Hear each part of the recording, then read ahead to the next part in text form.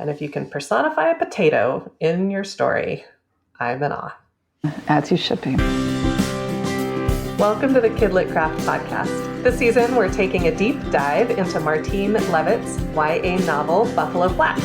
Today, our 6th episode is going to be a mini episode, tackling a couple craft concepts related to the character's internal journey and misbelief. I'm Anne-Marie Strohman, and I write for children and young adults, as well as short stories for adults. Hi, I'm Erin Nuttall, and I write for children and young adults, focusing mostly on young adults. On KidLit Craft, we look at mentor texts to discover the mechanics of how writers do what they do, so we can apply it to our own writing. And as Anne-Marie said, we're studying Martine Leavitt's Buffalo Flats, which is a historical fiction about Rebecca Leavitt, who lives in the Northwest Territories of Canada, and she wants more than anything to have a piece of her own land. So today we're changing things up a little, and Erin is going to ask me questions about craft today. Erin, I am ready. I feel heady with all of this power, I will tell you. So, Anne-Marie, let's start with vocabulary. So I want to define 2 terms. It's really one concept with 2 names. So let's talk about the misbelief. This is something that the character believes about themselves or the world that's inaccurate. And it's typically something that they learned in childhood, been reinforced by other experiences. Lisa Cron's craft book, Story Genius, talks a lot about the misbelief in the first section. The other term you might hear that's related to this concept is controlling belief. Some people use controlling belief and misbelief interchangeably, and it's the belief that controls the character's behavior in the story and thus controls the trajectory of the story, and it's what will need to change for the character to grow. So again, both misbelief, controlling belief. I like the term misbelief. I do too. I think it makes sense, and it's right there in its name that it's something that is inaccurate, and so that helps me, at least while I'm writing, to remember to include it and that it will need to change. How does identifying a character's misbelief help you write your story? Misbelief is important because it can give you a big clue to your character's internal journey. Characters typically grow and change within the course of a story, but they still need to stay who they are. By focusing on one thing that they need to learn about themselves or the world through the story, you can keep from making the character go through unrealistic transformations by changing their character overall and changing multiple things about their characters. Really, they're changing one big thing, one misbelief, one misunderstanding about themselves or the world. And it can also help you understand the external journey. What are the events outside that will create the pressure cooker your character needs to be able to change? Okay, that makes sense. So let's see an example. How does Martine use a misbelief in Buffalo Flats? So in the last episode, we talked about Rebecca's internal journey. And in this case, it's one that she consciously pursues. She wants to be the person God wants her to be. And she'll know she's achieved that when she can love other people. She has an image of what it means to love other people, and she holds up 2 people as ideals that she's trying to pursue, her mother and her best friend, LaRue. And both of these characters are people she sees as being the people God wants them to be, being able to love other people without being disappointed by those other people or disgusted by those other people. And we see Rebecca both disappointed and disgusted by other people quite a lot. So in this definition, she's definitely falling short. But Rebecca believes that her mother and LaRue are perfect, and that is part of her misbelief.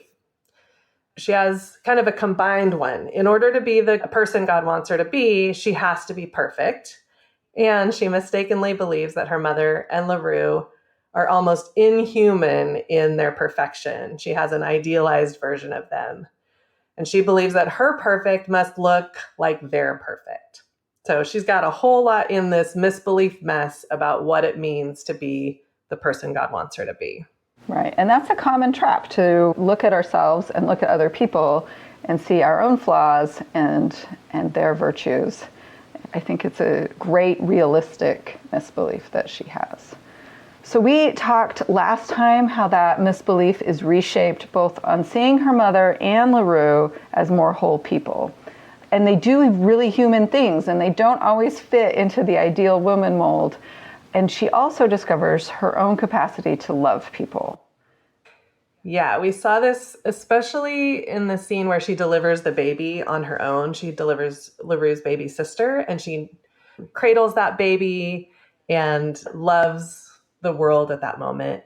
And then later she nurses the very sickest of the community during the outbreak, people that she would have found the most disgusting, and she's able to care for them in a loving way.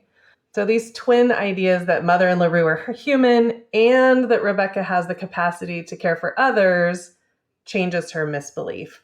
And so Erin, I think you have a quote about realizing that others are human. Could you share that with us? I do. I actually have two, since we have two ideals. The first one is about LaRue. And so LaRue turns out to be human because she, like Rebecca, is unmarried, and she is in love with Rebecca's brother, Ammon. But LaRue and Ammon let things go a little far, and LaRue gets pregnant. And this is what Rebecca thinks after some pondering when she finds out about that experience. She says, LaRue had broken a commandment.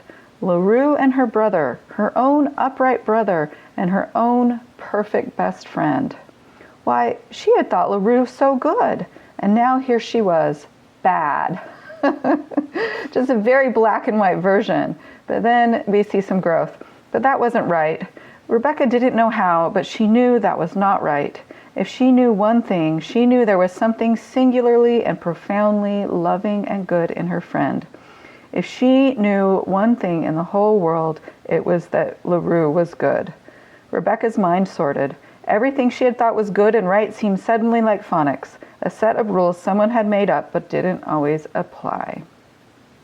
LaRue, who was surely beloved of the Lord, she was the beautiful word that would broken the rules, just so that you could see it wasn't always the rules that were in charge of the world. So that was her reassessment of what good looks like. And I think that's important because she does understand that God wants her to be good. And prior to this, like you were saying, good equals perfect. And here she's looking at the world a little differently. And then the next one is about her mother. And her mother, in a very dramatic situation, her very good shot mother shoots a man and ends up having to go to jail and go to trial. It is a very exciting and dramatic part of the book. But after she is let off, this is what Rebecca thinks about this. As the wagon pulled away, Mother and Father sat high up on the wagon seat and held their heads high. Mother had shot a man. Father had lied. And yet, somehow, they were Samuel and Eliza Leavitt still. Rebecca felt the mountains had been tipped upside down, balancing on their snowy tips, their roots floating up like ribbons toward the clouds. It was not such a bad feeling. And so there are actually a few other things that Mother does to change Rebecca's view of her as perfect, but this is the most dramatic one. And as we know, Rebecca loves the mountains, and they are her rock, literally and figuratively. And to have her rock of a mother do these unexpected things certainly flipped a switch inside her. But we hear it was not such a bad feeling. So she goes from understanding perfect as following the rules to the letter to really the spirit of caring and doing good in the community. And that might look weird, right? It might look unexpected. It might look like taking a skill like shooting and using it to protect other people in a way that harms someone. Right, for sure. Because prior to that, Mother's used her skill with a shotgun to get food for the family. And then she did save an abused woman. And so while Rebecca was very much in favor of saving Sister Semple, to have it happen that way and to play out that way was really unexpected and definitely made Rebecca change how she looked at her mother and at the world, and especially at herself and how she fit into that mold. Martine's such an expert at pulling all these different threads together and making everything matter, right? Making the characters of a Mother and LaRue be these different kinds of idealized versions, and then having Rebecca's views of them change, and also to have those same characters helping her, being allies to her and challenging her in different ways throughout the story. My mind explodes. That is the appropriate reaction. That is definitely how I felt reading this book. So if we look at these changes that Rebecca has, where she starts with her one misbelief and is able to shift to a new belief system by the end of the book, how does that journey relate to her external desire to have that piece of land? Because, as you said, Martine makes everything relate to each other. So I know it does. Well, we can see practically that this external journey and this pursuit of getting land actually puts her in the way of learning some of these things. So for instance, she needs to earn money. Her mother's a midwife. It's a natural thing for her to help her mother with midwifery, and she can earn money from that. And being a midwife, as we've seen with her delivering LaRue's baby sister, actually changes her.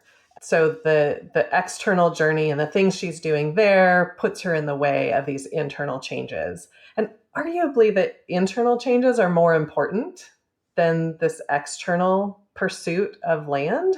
But Martine puts those together so seamlessly. She does. And that is something that I think is helpful for us as writers to think about when we are creating our own stories. Because previous to Rebecca deciding she wanted to buy this land, she helped her mom around the house, and she wandered the wilderness and had a lot of free reign because of the fact that she was like the baby of the family.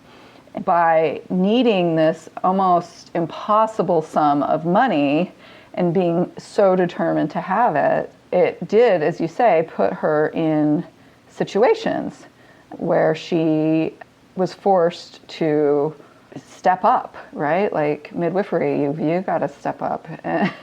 There's a lot of pain and misery and blood and gore and beauty and miracles in that situation. And so when we're looking at our stories, I think it's important to see, like, okay, well, so what is our character's misbelief, and what will push them to alter that belief? And how can we then put them in those situations?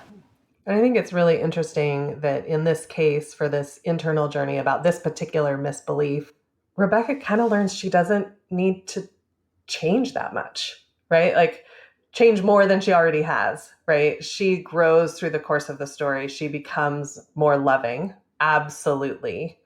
But she doesn't need to reach that peak of legalistic perfection that she thought she needed to, right? So it's a case in which the misbelief is about two things, and it solves it to this happy middle where Rebecca is honoring God by her love of people, and she's not holding herself to this ridiculous standard that's completely unrealistic and not really the point of honoring God, right? Right. It's not really, what he wanted. He wanted her to love him and love the world, which is what she learned to do. It is mind-blowing how Martine takes this little thing and weaves it so well with the interesting and exciting plot point that make up this story. So this is a mini episode, so we're done. And except for our one beautiful sentence. And I'm a little mad that you get a pick because there's so many to choose from that you're taking one of my options, but it's okay. I'll let you do it. I want to know what you pick. Well, I picked a sentence from a chapter where there's a lot of action. They're doing something. They're planting potatoes as a family. And this is the sentence. Still they planted, and the eyes of the seed potatoes in the burlap bags begin to look at her with alien pity, dropped blind into the earth. And if you can personify a potato in your story, I'm in awe. As you should be. That's it for today. If you are enjoying this podcast, you can find more content like this at kidlitcraft.com. You can find us on social media at KidLitCraft. And you can support this podcast on Patreon. We'll be sending out KidLit craft stickers to the first 20 subscribers. And we've got t-shirts. They're very cute, and I will vouch for their softness. You can find those at Cotton Bureau. Please download the episodes, like, rate, and review us on Apple Podcasts or wherever you listen, and let your writer friends know about this podcast. We can't wait to nerd out with you. Thanks for joining us. See you next time.